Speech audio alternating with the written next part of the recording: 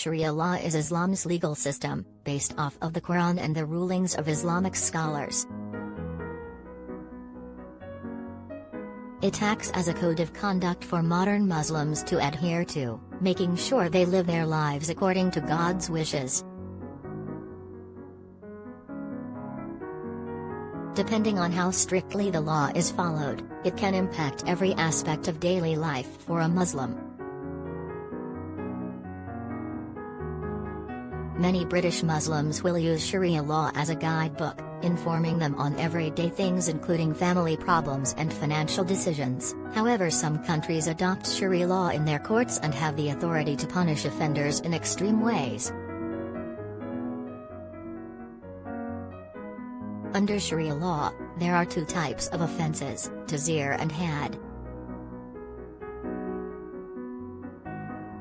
Had crimes are considered the worst. These include theft and adultery. In some countries, had crimes can be punishable by amputation, stoning and execution.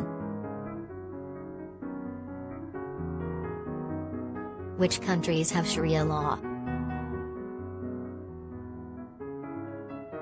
Not all Muslim countries enforce the extreme had punishments, with international Muslim opinions varying dramatically on the subject.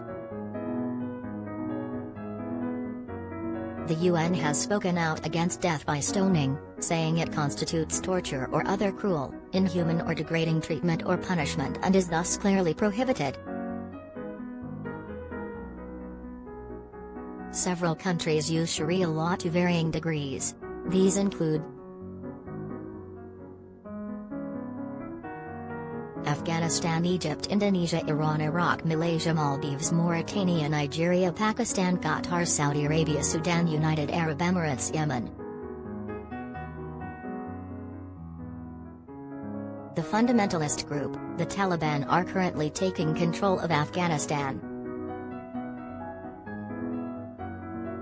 Historically, the Taliban have adopted the strictest attitude to Sharia law, and many Afghans are growing terrified for their future as it is likely the Taliban will enforce incredibly oppressive laws and horrifying punishments.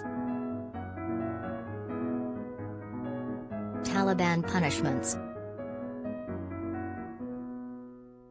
With Afghanistan on the brink of collapse, Taliban spokesman Suhail Shaheen told the BBC that the country would return to Sharia law soon, adding, "Of course, we want Islamic government." Many people, both locally and internationally, fear that the Taliban will roll back 2 decades of gains by women and ethnic minorities.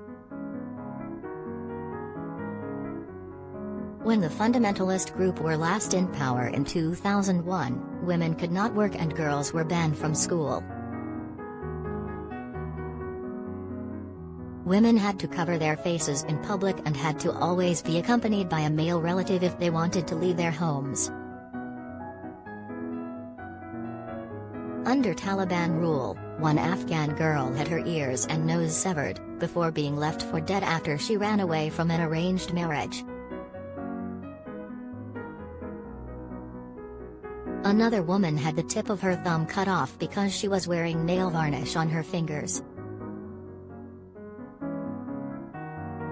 The spokesman for the terror group didn't dismiss the possibility that brutal practices such as stonings, amputations and public executions could be used once more. "I can't say right now, that's up to the judges in the courts and the laws," the spokesman, Suhail Shaheen, told the BBC as the Islamist group made advances into the capital Kabul. He added, "The judges will be appointed according to the law of the future government."